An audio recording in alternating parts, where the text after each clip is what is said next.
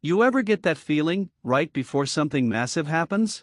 That electricity in the air. That silence before the storm. The kind of moment where 50,000 people in an arena collectively hold their breath and nobody moves, nobody speaks, nobody even blinks. That's exactly what happened on Monday Night Raw. And nobody saw it coming. Logan Paul walked into that arena like he owned the place. Because in his mind, he did. He had the United States Championship. He had the fanfare. He had the crowd half loving him, half hating him, and all of them watching him. And Logan, being Logan, ate every single second of it up. But somewhere in the back, somewhere in the shadows, something was waiting. Something dangerous. Something that had no name, no face, and absolutely no mercy. Welcome to Wrestling Impact. And tonight, we're breaking down the night a masked man walked out of nowhere and made Logan Paul feel what true chaos actually looks like. Beat drops, let me set the scene for you. Raw was already electric that night. The show had been building all week on social media. Logan Paul had been posting, talking trash, running his mouth the way only Logan Paul can.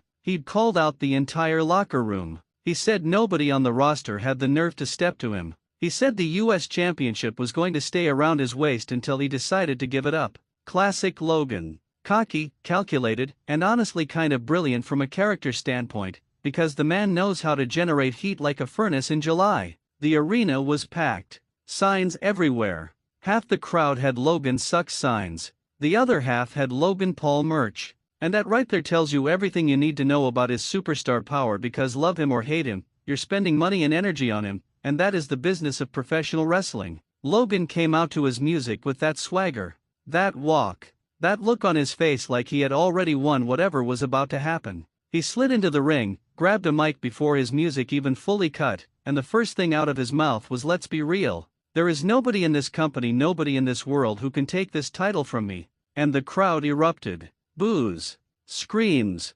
Chants. It was chaos in the best possible way. Logan smiled through all of it. He soaked it in. He turned to the camera and gave that smirk, you know, the one, and said, "So if anyone in the back has the guts, come on out. I've got time." Now here's where most nights, you'd get a familiar theme song. You'd get a guy the crowd knows. You'd get a promo battle and maybe a match announcement for the next pay-per-view. That's the formula. That's how it goes. But not tonight. The lights went out. Not a flicker. Not a dramatic slow fade. They just died. Completely. The entire arena went pitch black, and the crowd, that massive, loud, rowdy crowd, instantly shifted from chaos to confusion. You could hear people talking, phones lighting up, that nervous murmur spreading through 20,000 people like a wave. Logan Paul stood in the ring and even he went quiet. And if you know Logan Paul, you know that man is almost never quiet. Then came the sound. It wasn't music exactly. It was more like a heartbeat. A slow, mechanical pulse reverberating through the speakers. Boom, boom, boom. Getting louder. Getting heavier. And then underneath that pulse a voice. Distorted. Layered. Like it was coming from somewhere deep and dark and very, very deliberate. "You asked for someone. You should have been more careful what you wished for." The lights came back. And there he was. Standing at the top of the entrance ramp. Completely still. A massive figure, broad shoulders, long coat, and a mask covering every inch of his face. No name on the screen. No music playing now. Just him, standing there, staring down at the ring like he'd been planning this moment for a very, very long time. The crowd didn't know how to react. They genuinely didn't know what they were looking at. Was this a debut? A returning superstar? A heel turn? A whole new character? The uncertainty in that arena was palpable. And that is one of the most rare and valuable things in professional wrestling: genuine surprise. Genuine, I have no idea what I'm looking at energy. And this masked figure delivered it perfectly. Logan Paul, to his credit, didn't back down. He pointed at the ramp, laughed into the mic, and said, "Okay, Halloween. Come on down." Big mistake. The masked man descended the ramp slowly, methodically, like every single step was intentional, like he had rehearsed this walk in his mind 1,000 times. He didn't run. He didn't rush. He just came. And somehow, that was scarier than anything else he could have done, because panic is human. Urgency is human, but that kind of controlled, deliberate calm? That's something else entirely. He stepped over the top rope, not through the ropes, over them, and stood across from Logan in the ring. They were face to face. Or rather, face to mask. And the size difference was real. This man had inches and pounds on Logan, and the presence to match. Logan looked at him. The arena was so quiet in that moment you could hear the production team breathing. And then Logan did something that showed just how sharp he is as a performer. He laughed. Right in the masked man's face. He turned to the crowd and laughed. "You're supposed to scare me," he said. "I've fought world champions. I've been in the ring with some of the best in this business. And you think a Halloween mask is gonna..." He never finished that sentence. Because the masked man grabbed Logan by the collar, not a wrestling grab, not a planned spot, this looked like a grip, and the crowd absolutely lost their minds. Logan's eyes went wide. The mic dropped. And the arena went from 0 to 100 in about half a second. What followed was one of the most visceral, intense, and frankly stunning television moments Raw had produced in a long time. The masked man went to work on Logan Paul with a physical intensity that immediately told the audience everything they needed to know. This was not a comedy character. This was not a gimmick designed for merchandise. This was a wrecking ball wrapped in mystery, and Logan Paul was standing directly in its path. The offense was brutal. Not flashy brutal.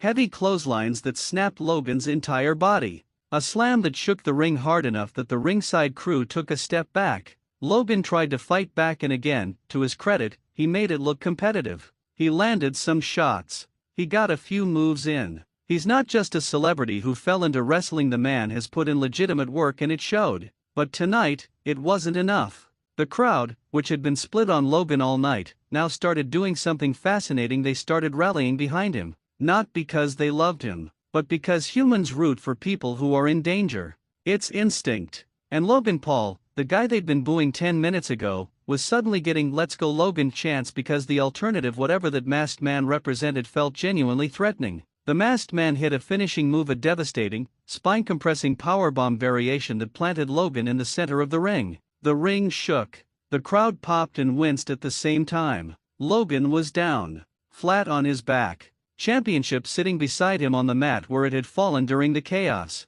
And the masked man stood over him. He looked down at Logan. He looked out at the crowd. He reached down slowly and picked up the United States Championship. He didn't put it on. He didn't hold it up to celebrate. He just held it, looked at it, and then he set it down gently on Logan's chest. Like a message. Like he was saying, "I could take this, but I want you to know that I chose not to. For now." He walked out of that ring exactly the way he walked in. Slowly, deliberately, without saying another word. And the crowd, still in a state of collective shock, watched him disappear behind the curtain as Raw went to commercial. Now look backstage. Reports that surfaced after the show describe absolute pandemonium in the gorilla position. Producers scrambling, agents talking rapidly. And Logan Paul, who is notoriously unflappable in interviews, reportedly sat in the medical area for several minutes, not because of injury, but because he was genuinely processing what had just happened. Because that's the thing about this moment, it didn't feel like a scripted segment.